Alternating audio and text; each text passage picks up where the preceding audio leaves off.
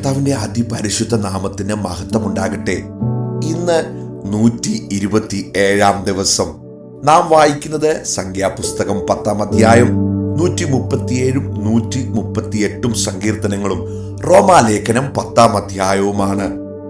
സംഖ്യാപുസ്തകം 10 അധ്യായം. യഹോവ പിന്നെയും മോശയോട് അരുളി ചെയ്തത് എന്തെന്നാൽ, വെള്ളി കൊണ്ട് 2 കാഹളമുണ്ടാക്കുക, അടുപ്പ് പണിയായി അവയെ ഉണ്ടാക്കണം. അവ നിനക്ക് സഭയെ വിളിച്ചു കൂട്ടുവാനും പാളയത്തെ പുറപ്പെടുവിപ്പാനും ഉതകണം. അവ ഊതുമ്പോൾ സഭ മുഴുവനും സമാഗമന കൂടാരത്തിന്റെ വാതിക്കൽ നിന്റെ അടുക്കൽ കൂടണം. ഒരു കാഹളം മാത്രം ഊതിയാൽ ഇസ്രായേലിന്റെ സഹസ്രാധിപന്മാരായ പ്രഭുക്കന്മാർ നിന്റെ അടുക്കൽ കൂടണം. ഗംഭീരധ്വനി ഊതുമ്പോൾ കിഴക്കേ പാളയങ്ങൾ യാത്ര പുറപ്പെടണം. 2 പ്രാവശ്യം ഗംഭീരധ്വനി ഊതുമ്പോൾ തെക്കേ പാളയങ്ങൾ യാത്ര പുറപ്പെടണം. ഇങ്ങനെ ഇവരുടെ പുറപ്പാടുകൾക്കായി ഗംഭീരധ്വനി ഊതണം. സഭയെ കൂട്ടേണ്ടതിന് ഊതുമ്പോൾ ഗംഭീരധ്വനി ഊതരുത്. അഹരോന്റെ പുത്രന്മാരായ പുരോഹിതന്മാർ ആകുന്നു കാഹളം ഊതേണ്ടത്. ഇത് നിങ്ങൾക്ക് തലമുറയായി എന്നേക്കുമുള്ള ചട്ടമായിരിക്കണം. നിങ്ങളുടെ ദേശത്ത് നിങ്ങളെ ഞെരുക്കുന്ന ശത്രുവിന്റെ നേരെ നിങ്ങൾ യുദ്ധത്തിന് പോകുമ്പോൾ ഗംഭീരധ്വനിയായി കാഹളം ഊതണം. എന്നാൽ നിങ്ങളുടെ ദൈവമായ യഹോവ നിങ്ങളെ ഓർത്ത് ശത്രുക്കളുടെ കയ്യിൽ നിന്ന് രക്ഷിക്കും. നിങ്ങളുടെ സന്തോഷ ദിവസങ്ങളിലും ഉത്സവങ്ങളിലും മാസാരംഭങ്ങളിലും നിങ്ങൾ ഹോമയാഗങ്ങളും സമാധാനയാഗങ്ങളും കഴിക്കുമ്പോൾ കാഹളം ഊതണം. അവ നിങ്ങൾക്ക് ദൈവത്തിന്റെ സന്നിധിയിൽ ജ്ഞാപകമായിരിക്കും. യഹോവയായ ഞാൻ നിങ്ങളുടെ ദൈവമാകുന്നു. അനന്തരം 2 സംവത്സരം 2 മാസം 20 തീയതി മേഘം സാക്ഷി നിവാസത്തിന്മേൽ നിന്ന് പൊങ്ങി. അപ്പോൾ ഇസ്രായേൽ മക്കൾ സീനായി മരുഭൂമിയിൽ നിന്ന് യാത്ര പുറപ്പെട്ടു. മേഘം പാറാൻ മരുഭൂമിയിൽ വന്നു നിന്നു. യഹോവ മോശ മുഖാന്തരം കൽപ്പിച്ചതുപോലെ അവർ ഇങ്ങനെ ആദ്യമായി യാത്ര പുറപ്പെട്ടു. യഹൂദ മക്കളുടെ കൊടിക്കീഴുള്ള പാളയം ഗണഗണമായി ആദ്യം പുറപ്പെട്ടു. അവരുടെ സേനാപതി അമീനാദാബിന്റെ മകൻ നഹശോൻ. ഇസാഖാർ മക്കളുടെ ഗോത്രത്തിന്റെ സേനാപതി സുവാറിന്റെ മകൻ നഥനയേൽ.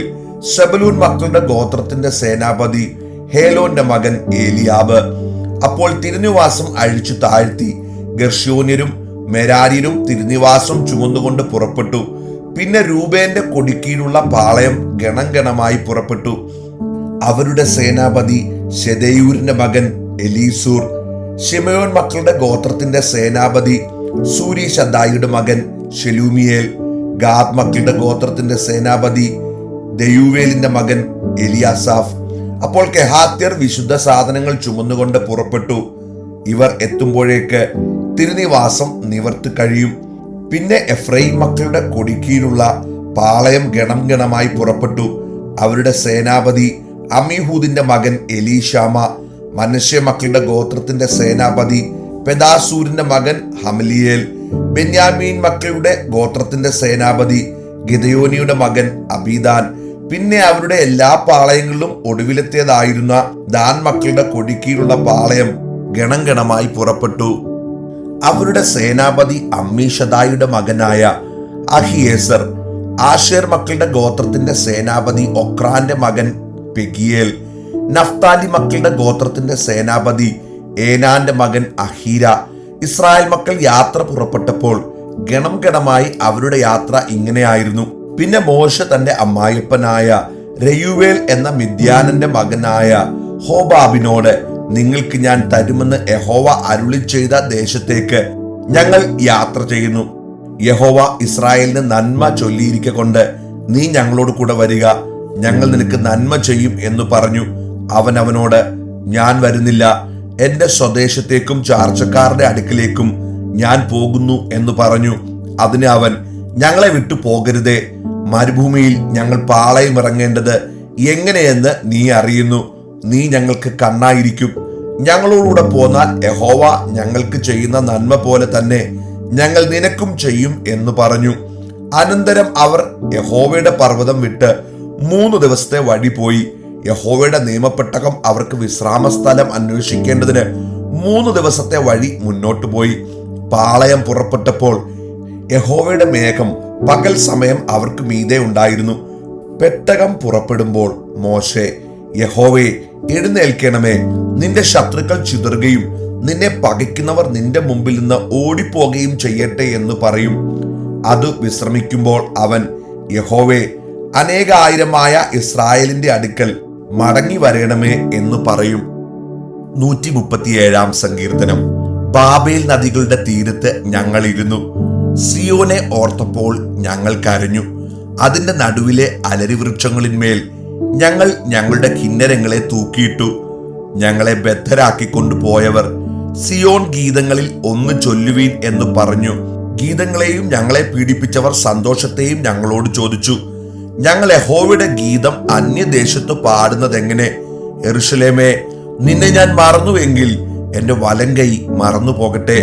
നിന്നെ ഞാൻ ഓർക്കാതെ പോയാൽ, യെരൂശലേമിനെ എന്റെ മുഖ്യ സന്തോഷത്തെക്കാൾ വിലമതിക്കാതെ പോയാൽ, എന്റെ നാവ് അണ്ണാക്കിനോട് പറ്റിപ്പോകട്ടെ. ഇടിച്ചു കളവീൻ, അടിസ്ഥാനം വരെ അതിനെ ഇടിച്ചു കളവീൻ എന്നിങ്ങനെ പറഞ്ഞ ഏദോമ്യർക്കായി യഹോവേ, യെരൂശലേമിന്റെ നാൾ ഓർക്കണമേ.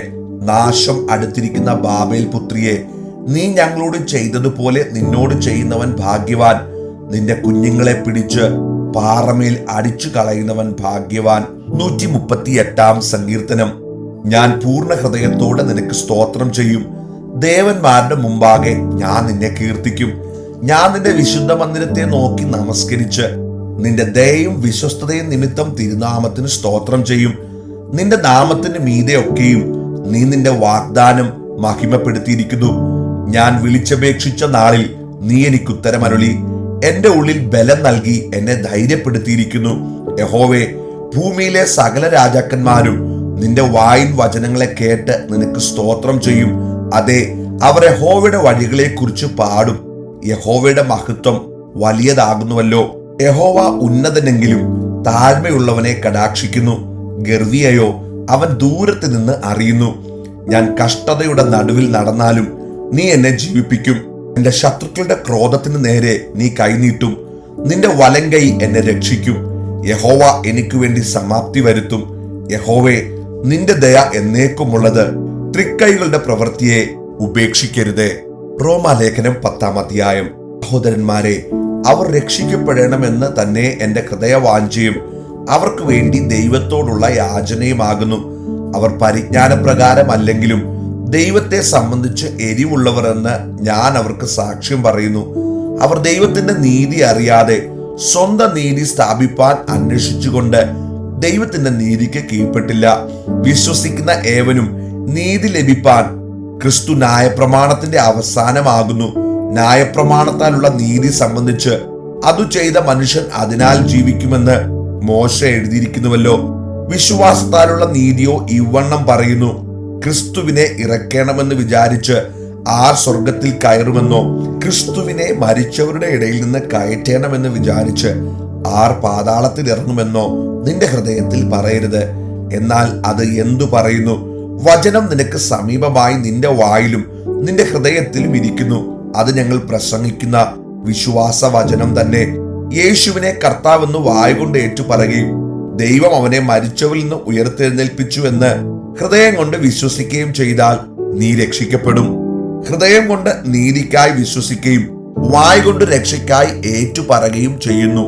അവനിൽ വിശ്വസിക്കുന്നവൻ ഒരുത്തനും ലജ്ജിച്ചു പോകുകയില്ല എന്ന് തിരുവെഴുത്തിൽ അരുളി ചെയ്തിരിക്കുന്നുവല്ലോ. യഹൂദനെന്നും യവനനെന്നും വ്യത്യാസമില്ല, എല്ലാവർക്കും കർത്താവ് ഒരുവൻ തന്നെ. അവൻ തന്നെ വിളിച്ചപേക്ഷിക്കുന്ന എല്ലാവർക്കും നൽകുവാൻ തക്കവണ്ണം സമ്പന്നനാകുന്നു. കർത്താവിന്റെ നാമത്തെ വിളിച്ചപേക്ഷിക്കുന്ന ഏവനും രക്ഷിക്കപ്പെടും എന്നുണ്ടല്ലോ. എന്നാൽ അവർ വിശ്വസിക്കാത്തവനെ എങ്ങനെ വിളിച്ചപേക്ഷിക്കും? അവർ കേട്ടിട്ടില്ലാത്തവനിൽ എങ്ങനെ വിശ്വസിക്കും? പ്രസംഗിക്കുന്നവനില്ലാതെ എങ്ങനെ കേൾക്കും? ആരും അയക്കാതെ എങ്ങനെ പ്രസംഗിക്കും? നന്മ സുവിശേഷിക്കുന്നവരുടെ കാൽ എത്ര മനോഹരം എന്ന് എഴുതിയിരിക്കുന്നുവല്ലോ. എങ്കിലും എല്ലാവരും സുവിശേഷം അനുസരിച്ചിട്ടില്ല. കർത്താവെ, ഞങ്ങൾ കേൾപ്പിച്ചത് ആർ വിശ്വസിച്ചു എന്ന് യെശയ്യാവ് പറയുന്നുവല്ലോ. ആകയാൽ വിശ്വാസം കേൾവിയാലും കേൾവി ക്രിസ്തുവിന്റെ വചനത്താലും വരുന്നു. എന്നാൽ അവർ കേട്ടില്ലയോ എന്ന് ഞാൻ ചോദിക്കുന്നു. കേട്ടിരിക്കുന്നു നിശ്ചയം. അവരുടെ നാദം സർവ്വഭൂമിയിലും അവരുടെ വചനം ഭൂതലത്തിന്റെ അറ്റത്തോളവും പരന്നു. എന്നാൽ ഇസ്രായേൽ ഗ്രഹിച്ചില്ലയോ എന്ന് ഞാൻ ചോദിക്കുന്നു. ജനമല്ലാത്തവരെ കൊണ്ട് ഞാൻ നിങ്ങൾക്ക് എരിവ് വരുത്തും, മൂഢജാതിയെ കൊണ്ട് നിങ്ങൾക്ക് കോപം ജനിപ്പിക്കും എന്ന് ഒന്നാമത് മോശ പറയുന്നു. യെശയ്യാവോ, എന്നെ അന്വേഷിക്കാത്തവർ എന്നെ കണ്ടെത്തി, എന്നെ ചോദിക്കാത്തവർക്ക് ഞാൻ പ്രത്യക്ഷനായി എന്ന് ധൈര്യത്തോടെ പറയുന്നു. ഇസ്രായേലിനെ കുറിച്ചോ അനുസരിക്കാത്തതും മറുത്തു പറയുന്നതുമായ ജനത്തിങ്കിലേക്ക് ഞാൻ ഇടവിടാതെ കൈനീട്ടി എന്ന് അവൻ പറയുന്നു.